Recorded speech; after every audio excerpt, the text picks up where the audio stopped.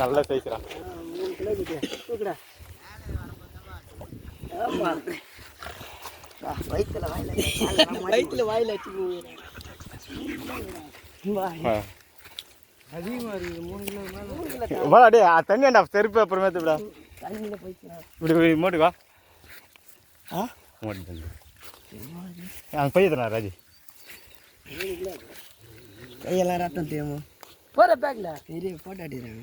தண்ணியில் போய் அடிச்சுடா மீன். வேணா நீ எப்படி போய் இப்படி இந்த சைஸ் இப்படியா வா. எவ்வளோ டிட்டை மச்சான் செட்டா டிட்டை தான்ப்பா மீன்.